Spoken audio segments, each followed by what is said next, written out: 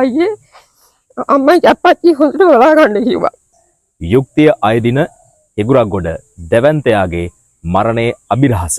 ඇත්තටම ප්‍රියන්ත එහෙමත් නැතිනම් ගමේ හැමෝම දන්නේ දැවැන්තයා කිව්වහම ඒ මරණය ඝාතනයක්ද නැත්නම් ස්වභාවික මරණයක්ද මේ පිළිබඳව අවුරුදු 12ක් තිස්සේ ඒ තමාගේ පුතාගේ මිය යාම සම්බන්ධයෙන් තාමත් හිතින් දුක් විඳින ඒ ආදරණීය අම්මා ඉන්නවා මාත් එක්ක. ඒ පුතාගේ මරණයෙන් පසුව තමන්ගේ පියා ඒ ගැනම කල්පනා කරමින් මනස විකෘති වෙලා පියත් ජීවිතක්ෂයටපත් වෙනවා. අම්මට මේ වෙනකොට පුතාගේ මරණය සම්බන්ධයෙන් මරණ වාර්තාව ලැබෙන්නේ අවුරුදු 12කින් පසුව. පුතා මැරුණට පස්සේ පුතාට ඇත්තටම මොකද වුනේ කියලා අවුරුදු 12ක් තිස්සේ බලන් ඉන්න සිද්ධ වුණා. මරණ සතියේ මොකද තියෙන්නේ අම්මේ? මරණ සතියේ තියෙන්නේ ගැලමිරි කළා හුස්ම කියලා මැරලා කියලා තියෙන්නේ. එතකොට ඒගොල්ලෝ කියන්නේ අපි කැම්ප් එකට ගියාට පස්සේ කැම්ප් එකෙන් කිව්වේ පැනලා ගිහිල්ලා කියලා. එතකොට ඒගොල්ලෝ ඉස්සලාම අපිට දැනුම් දුන්නේ 2012 දෙසැම්බර් 31. 12:31. කොහොමද මේ කැම්ප් එක? බෝය කැම්ප් එකේ තමයි හිටියේ වෙනකොට. බැකෝරුවේ දුර විදියට තමයි උතුරු වසන්තයේ යටතේ ස්ථිර සේවකයෙක්. දැන් ඒ ලියුම් හිටන් ඒගොල්ලෝ අපෙන් අරගත්තා. මේ සැරේට ලියුම් ඉල්ලුවානේ. මේ වැටුප් හදන්න කියලා. එතකොට ඒවා ගත්තා. ඊට පස්සේ අපි කැම්ප් එකට මේ පොලිසිය ඇන්ටියක් දාන්න කියලා අපිට එහෙන් කෝල් එකක් දුන්නා 2013 පළවෙනි මාසේ දෙවෙනිදා. කෝල් එකක් දුන්නා අබේකෝන් කියලා සර් කෙනෙක්. මේ කෝල් එක දුන්නේ මේ පොලිසිය ගිහින් ඇන්ටියක් දාන්න කියලා. හිඟුරක්ගොඩ පොලිසිය. හිඟුරක්ගොඩ පොලිසියට මං ගියා. ගියාට පස්සේ කිව්වා අම්මේ මෙහෙ දාන්න බෑ. අම්මා යන්න මේ එහෙ පොලිසියට කියලා. එතකොට එහෙ පොලිසිය කියන්නේ අපි දන්නේ නැනේ කොහෙද කියන්නේ. ඊට පස්සේ අපි මයි ලොකු පුතයි තව මගේ බෑනයි අපි ගියා ගිරිතේ CCMP එකට. ඊට පස්සේ ඒ ගියාට පස්සේ එහෙ ලොකු මහත්තයා හම්බ වුණා. ලොකු මහත්තයා කිව්වා අම්මේ අපිට අනුන්ගේ ගෙදරක ගිහින් අතපත ගන්න බෑනේ. ඒ හින්දා අම්මා යන්න මේ ඒ තියෙන්නේ වවුනියාවේ CCMP එකට කිව්වා. ඊට කලින් මැදවච්චේ පොලිසියට ගිහිල්ලා අම්මා එන්ටියක් දාන්න කිව්වා. ඊට පස්සේ අපි දිගටම බොහෝය පුතා හිටපු කැම්ප් එකට ගියා. ඒ ගියාට පස්සේ එතන ඌර පොලේ හිටපු මිනිස්සුගෙන් ඇහුවා මෙහෙමයි කියලා විස්තරේ පුතාගේ කියලා අහනකොට කිව්වා ඌ පැනලා ගියා කියන්නේ කොහොමද? පැනලා යන්න විදියක් නැහැ. අක්කරට කෙලවලු හදලා තියෙනවා. එයා තමයි එළවලු ගෙනියන්නේ ආගේ බයික් එකේ. එහෙනම් ඉතින් එයාට එහෙම යන්න තිබ්බනේ. සුබ සාධනෙට තමයි සල්ලි දාන්න කිව්වා. ඊට පස්සේ අපි දැන් ගේට්ටුව ළඟට ගියා. ගේට්ටුව ළඟට යන්න 7ක් කාලක් විතර යන්න ඕනේ. ඒ මූර පොලේ ඉඳලා. ඊට පස්සේ එතනදී කිව්වා ඊයේ පාටියක් තිබුණා කියලා කිව්වා. ඒ ළමයා එතකොට ඒ හමුදාකාරයා මැදිරිගිරිය කෙනෙක් කිව්වා. නම කිව්වේ නෑ. ඊට පස්සේ ඇතුළට ගියා කිලෝමීටරක් විතර. ඒ ගියාට පස්සේ එතන හිටපු ලොකු මහත්තයා වට කරගෙන හිටියා තව හමුදාවේ කට්ටිය. ඒ කරලා කිව්වා මේක පැනලා ගිහිල්ලා අපි මේ වටේ මෙහෙව්වා මේක හිටියේ නෑ කියලා කිව්වා. ඊට පස්සේ මට ටිකක් තරහ ගියා ඒ වෙලාවේ. ඒ කියන්නේ දැන් එහෙම නැති වෙනකොට පුතාගේ බයික් එකයි හෑන්ඩ් ෆෝන් ඔක්කොම කැම්ප් එකේ තියෙනවා. ඒක සාමාන්‍ය පැලන මිනිහෙක් එහෙම තියලා යන්නේ නැහැ නේද? ඊට පස්සේ මං ඒ ලොකු මහත්තයාගෙන් මං මට ඉතින් ඇඬුණා. නිලත් අය කඳුළු පිහදගෙන මං ඒ ලොකු මහත්තයාට කිව්වා මේ අවුරුදු අඩි 6යි අඟල් 4ක් උස කොල්ලේ. එතකොට මේ පිට්ටනිය වටම ඉන්නවා නම් බල්ලේ බලලේ නෙමෙයි පේනවා. මහතුරු ඔච්චර හේවි මොකද්ද කියලා. ඊට පස්සේ ඕක පැනලා ගිහින් කිව්වා. ඊට පස්සේ දැන් ඒගොල්ලෝ කිව්වනේ මේකගේ පර්ස් දෙනවා මේවා ඔක්කොම බඩු මුට්ටු ටික තියෙනවා කියලා. මං ඇහුවා එහෙනම් ඒක යනවා එහා පැත්තේ ගෙදරකට යනවා කිව්වා.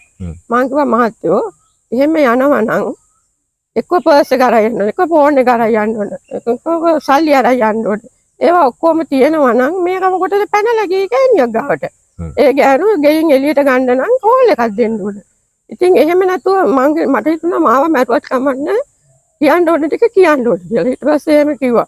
මේක අපි දන්නේ මේක ඇක්ෂන් කියලා අපි කොළඹට දැන්වුවා කිව්වා. ඊට පස්සේ එහෙමද එහෙනම් අපිට පොලිසිය තියෙන දණ කියන්න කිව්වා. ඊට පස්සේ මැදවැච්චේ කියලා. පොලිසියට ගියාට පස්සේ පොලිසියේ සෝමරත්න සර් කියලා සර් කෙනෙක්. ඒ සර් ඊට පස්සේ අපරාධ අංශයේ ලොකු මහත්තයා එයා කතා කරා. මේ අම්මලා වගේ කිඟුරගොඩේ ඉඳන් ඇවිල්ලා ඉන්නවා. මොකද්ද මේ ප්‍රශ්නේ ඔයාලා පොලිසියට ඇයි දැන්නුවේ නැති කියලා. ඊට පස්සේ කිව්වා අපට අවශ්‍ය වුණේ නෑ ඌ පැනලා ගිහින් කිව්වා. ඊට පස්සේ තමස කවුද කියලා ඇහුවා. ඒ සර් ඊට පස්සේ කිව්වා මං අපරාධ අංශයේ ලොක්කා කිව්වා. ඊට පස්සේ ආයෙ කතා කරේ නෑ යාලා.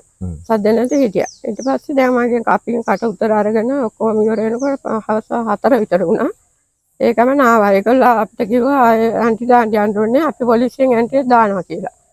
ඊට පස්සේ උසාවියට අපි 4-5 සැරයක්ම කැඳෙව්වා. වුණාට එක දවසක්වත් නඩුවක් ඇහුනේ නෑ. අවසාන නඩුව ආරේ තිබුණේ 2016 8 වෙනි මාසේ 23 වෙනිදා. 4 සැරයක් විතර මම ලියුම් දැම්මල් පස්සේ වෛද්‍ය වාර්තාව ආවෙම නැහැ කියලා. ඊට පස්සේ ජනාධිපතිතුමාලට එතකොට මහින්ද රාජපක්ෂ ගෝඨාභය රානිල් මෛත්‍රී මහත්තයාගේ අතටම ගිහින් දුන්නා ලියුම. ඒ කිසිම දෙයකින් කිසිම ලියුමක් කිසිම දෙයක් නැහැ. අපි පනාකොට යුද හමුදා කැම්ප් එකට ගියා. කැම්ප් එක මුළු කැම්ප් එකේම අතෙන් යන්න කියලා මෙතෙන් යන්න කියනවා. ඔහොම කියලා හවස 2:00 විතර යනකම් කැම්ප් එක වටේම අපි ඇවිද්දා. එක එක්කෙනා ළඟට යන්න කියනවා. ඊට පස්සේ එක තැනකදී කිව්වා ජනාධිපතිට දෙන්න කියලා. ඉතින් ජනාධිපතිලාට දීලානේ තියෙන්නේ. ඊට පස්සේ ආයෙ කෙනෙක් කිව්වා රත්මලාන යන්න කිව්වා. ඒ යනකොට ලොකු මහත්තයා නැහැ කිව්වා. ඊට පස්සේ ලොකු මහත්තයා එනකන් ඉන්න කිව්වා. ඊට පස්සේ හිටියා. එක සර් කෙනෙක් ඇවිල්ලා කිව්වා මේ අරන් ගිලියුම් බලලා කිව්වා ඌ මැරිලා කියලා දැනීම් කරලා නැහැ කිව්වා. එහෙම කිව්වා. ඒ කරලා ආයෙ කෙනෙක් ඇවිල්ලා කිව්වා මුගේ යහ සාධනේ තියෙනවා මෙහෙම කියලා ඒක හදලා දෙන්න පුළුවන් කිව්වා. එලා 21084යි 7 21 අද කොහෙද තියෙනවා කිව්වා. ඊට පස්සේ මං කිව්වා එනං ඕක ගන්න ආය අපිට මෙතෙන් දෙන්න බෑනේ. ඒකේ නම් මගේ ගිණුමක් තියෙනවා ඒකට දාන්න කිව්වා. ඊට පස්සේ ඒකට දාලා තිබුණා. ඒකත් දෙසරට දාලා තිබුණේ. එච්චරයි ඊට පස්සේ ආය කිසිම දෙයක් නැහැ. සෙබලා අබිරහස් ලෙස මිය ගිහින් වසර 12යි මරණ සහතික ඉල්ලා අම්මා දසතේයයි. එතකොට මේ පුතාගේ මිනි එහෙම නැතිනම් මේ හොයාගත්ත කියලා කොහෙටද ගියේ? හොයාගත්තා කියන්නේ මරණේ හරියටම පුතාගේ දැනගන්න කොහොමද හොයාගත්තේ? ගියේ අනුරාධපුර දැන් ඒක හම්බ වුණා කියලා දවස් 12කට පස්සේ. හම්බ වුණා කියලා ගෙනලා තිබුණා. ඒක මේ පෙට්ටියකටද ඉටිරෙද්දකට මොකටද දන්නේ දාලා ගෙනලා තිබුණා. කැඳ හැලියක් වාගේ. පණුව ලොකු මේ මාපට ඇඟිලි විතර මහත පණුව. ඉතින් හොයාගන්න කොහොමදවත් බෑ. ඊට පස්සේ අධිකරණ ડોක්ටර් ඇහුවා මම අඳුරන්න පුළුවන්ද? මං කොහොමද මහත්තයෝ ඒක අඳුරන්නේ? ඒක මේ කැඳ හැලියක් වගේනේ. මහා ජරා ගොඩක් නේ කියලා. ඊට පස්සේ සුද්ධ කරත් මං කොහේ එහෙම වුණා පුළුවන් කියලා. ඊට පස්සේ ඔන්න මේ සුද්ධ කරලා හරි ගසලා පෙන්නුවා. ඒ පෙන්නුවාට පස්සේ දැන් කැලි දාගෙන යනවනේ. ඒ අතරේ අර එයාගේ කරේ තිබුණා සුදියා කඩේ චේන් එක මේ පොඩි බුලට් එක වගේ මේ සූර්යයක් හදලා දාලා. ඒක තිබ්බ හින්දා එදා ඒ දරුවා හොයාගත්තා කවුද කියලා. ඊට පස්සේ මේ එතෙන්දි දැන් අනිත් පාමුදාවනුත් හිටියානේ. පාමුදාවේ කට්ටිය කිව්වා මේක ගැන අපි කිසිම දෙයක් දන්නේ නැහැ. මූ මේ ගෙම කොයි හැරි මැරිලා මොකක් හරි වෙලා කියලා. එතකොට මේක තිබිලා තියෙන්නේ තේක කැලෑවක ලොකු වලක් තිබිලා තියෙන ඒ වලට දාලා උඩින් පස්පුර මේ අර හොරට ඉරපු ලෑලි දාලා වහලා ගිනි තියලා. ගිනි තිබ්බට හද්දා වැස්ස ඒ දවස් කොහොම හරි ඇවිලිලා නැහැ. ඊට පස්සේ තමයි හරක් හොයන්න යන්නේ ඉස්කෝලේ ළමයි. මේ හරක් මැරිලා වෙන්න ඇති කියලා මේ අර ගඳට ගිහින් බලනකොට මෙහෙම අතක් එළියට ඇවිල්ලා. ඊට පස්සේ එතෙන්දි මේ ළමයා පොලිසියට කෝල් කරලා කියලා. ඊට පස්සේ පොලිසියෙන් ගිහිල්ලා CCM එකෙන් ඒ කට්ටියම ගිහිල්ලා අරක දාලා අරන් ඇවිල්ලා තියෙන්නේ දවස් 12ක් එතකොට. ඊට පස්සේ ඒ සුද්ධ කරලා පෙන්නනකොට ඉතින් අඳුනගත්තා. හැබැයි පොලිසියෙන් මට කිව්වා බයික් එකවත් ඒ තියෙන බඩුව කොහොමද යන්න එපා වුන් දුන්නාට උසයි මාර්ගෙන් අරන් දෙන්නම් කිව්වා. ඊට පස්සේ මාස 3ක් ගියාට පස්සේ තමයි අපිට කතා කරේ මේ ප්‍රශ්න ගැන කතා කරේ නෑ බඩු දුන්නා. දුන්නේ බයික් එකයි යාගේ අර ඇඳුම් බෑග් මේ පෙට්ටියක් ටංක පෙට්ටිනේ. ඒ හේකුයි දුන්නා මාස 3කට පස්සේ. එතකොට මරණ සහතිකයේ තියෙන පුතාගේ මරණය කොහොම වෙලා තියෙනවද කියලාද? දැන් මරණ සහතිකයේ තියෙන්නේ යාගේ ගැල මෙරිකලා මේ හුස්ම හිරවීමෙන් මැරිලා කියලා. මරණ සහතිකයේ තියෙන්නේ. එතකොට දැන් අර මිනිහ හොයාගත්ත දවස්වල හිටපු කැම්ප් එකේ ඒකට මොකද කිව්වේ? ඒගොල්ලෝ කිව්වේ පැනලා ගිහින් කියලානේ. පැනලා ගිහින් වෙච්ච දෙයක් නේ. ඒක හොයාගෙන ආවොත් තමයි බඩු දෙන්නේ කියන කතාවක් කිව්වා. ඊට පස්සේ නිවන් ඇවිත් දැන් ඔස්සලා හොයන්න කිව්වට කොහෙන් හොයන්නද? එතකොට දැන් අඩුමතර මේ පුතාගේ යාළුවත් මුකුත් එහෙම දැන් නැතුණා කිව්වට පස්සේ එහෙම කිසි පණිවිඩයක් මුකුත් නැහැ. නෑ එයාත් එක්ක අර තට්ටු ඇඳන්නේ තිබිලා තියෙන්නේ. ඒ වගේ මේ හිටපු අයවත් ඒ උසාවියට එහෙම ගෙනලා හිටියට දැන් උතල මරණ පරීක්ෂණය කරේ මේ අර සුද්ධ කරලා අරන් මම පෙන්නේ අනුරාධපුරේ මහරවහලනේ. එතෙන් ඒ ළමයි ගෙන්නලා තිබුණා. වචනයක්වත් කතා කරේ නෑ. මම හැබැයි ඒ ළමයිට කිව්වා පුතේ ඔයාලා කතා නොකර හිටියට ඔයාලට හෙටද කියන්න දන්නේ නැහැ කිව්වා මම. එහෙම කිව්වා. මෙයාත් එක්ක තරහයේ ඉන්නත් ඇති කට්ටිය. මොකද මේ එයාට පැය 8ක් තමයි වැඩ දෙනවා කියන්නේ. පැය 8ක් වැඩ දුන්නාම මෙයා පැය 6න් වැඩ ඉවර කරනවලු. පැය 6න් වැඩ ඉවර කරලා එයාලට අර කොටස් එළවලු හදන්න කොටස් බෙදලා දීලා තිබිලා තියෙනවා. මෙයාට දෙහි කෑල්ල. මෙයා ගිහිල්ලා අර පැය දෙක අර ගිහිල්ලා අර වත්තේ වැඩ කරනවලු. එතන කොහොම හරි මොකක් හරි වෙලා තියෙන්න ඇති. මොකද අර කල්ලාට වැඩත් ඉවර කරනවා. එන සද්දන්තයක් ඒ හින්දා හැම ඉරිසියාවක් මොකක් හරි ඉතිලත් ඇති. ඒ සද්දන්ත පුතාව අම්මා අන්තිමට දැක්කේ කොයි කාලෙද? අන්තිමටම දැක්කේ නම් පුතේ 2012 11 වෙනි මාසේ 24. ඒ කියන්නේ 2012 දෙසැම්බර් 30 තමයි අතුරුදහන් වෙන්නේ. ඔව්. ඊට කලින් ආවා නංගිගේ උපන්දිනේ. ඊට පස්සේ තමයි කැම්ප් එකට ගියේ. ඊට පස්සේ ආයෙත් එක්කනේ. ගිහින් එන්නම් කියලා ගිය පුතාගේ බයික් එක රෙදි බෑග් එක ඒ ඔක්කොම විතරක් පුතා නැතුව ගෙදරට එනවා ඊට පස්සේ. ඔව්. ෆෝන් එක එහෙම දුන්නේ නැහැ. ඒගොල්ලෝ පරීක්ෂණ වලට ගන්න ඕනේ කියලා ෆෝන් එක එහෙම ගත්තා. අනිත් ටික දුන්නා. තාමත් අම්මා උදේට නැගිටින්නේ පුතාව බලාපොරොත්තු වෙයි. අවුරුදු 12ක් තිස්සේ අභිරහසක් වෙච්ච මේ මරණය තාමත් අම්මට අභිරහසක්.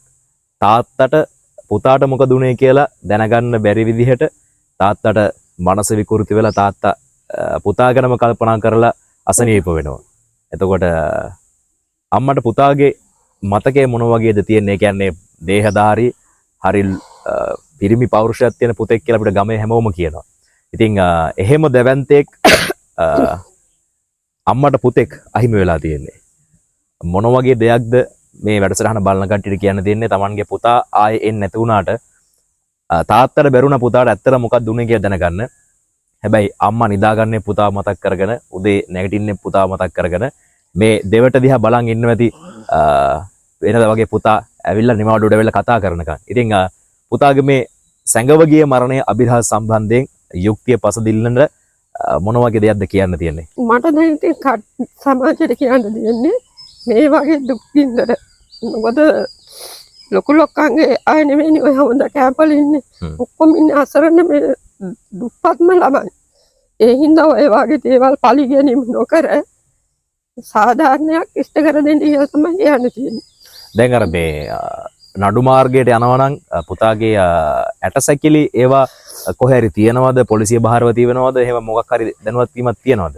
පොලිසියෙන් කිව්වේ ඒ ඇටසැකිලි ඒවා මේවා මොකුත් නෑ වාහදාහනය කරලා කියලා. ආදාහනය කරේ කොහෙද කොහොමද කියන්න දන්නේ නැහැ. ඒ කියන්නේ අම්මලාට නඩුවකට යන්න විදිහක් නැහැ.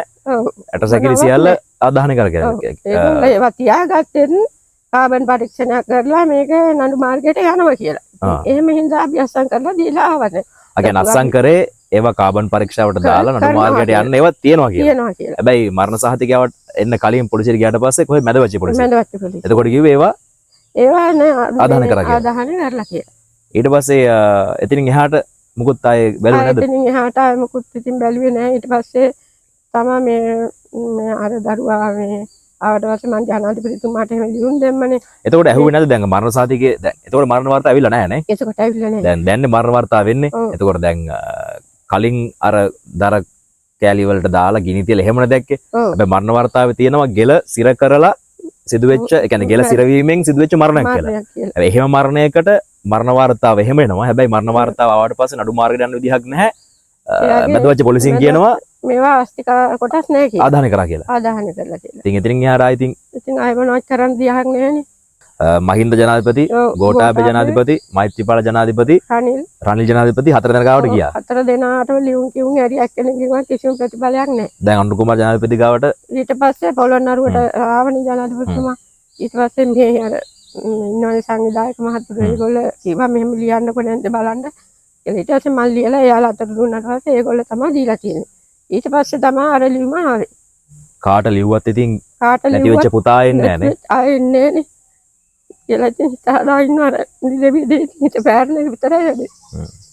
අපි આવත් අම්මගේ හිත පාරන්න නෙවෙයි මේ වගේ සැඟව ගිය මරණ ඕන තරම් තියෙන්න පුළුවන්. බලපුලුවන් කාර්කම් ඉස්සරහා අපි වගේ ගම්වල උන්දලාට අර හැප්පෙන්න බැරි මිනිස්සුන්ගේ අසාධාරණ කම් ගොඩක් හැංගිලා තියෙනවා. ඒ නිසාවෙන් ওই කඳුළු අපි ආය උස්සන නෙවෙයි ආවේ. ඇත්තටම ප්‍රියන්ත එහෙමත් නොහොත් දැවන්තයා මේ මරණය කොහොම සිදු වෙච්ච එකක්ද? මොකද උනේ? යන යන හැමතැනකට ගියාට පස්සේ මේක හංගන්න හදන්නේ ඇයියේ? ඉන්න තැන්වල මිනිස්සු හංගන්න හදන්නේ ඇයියේ?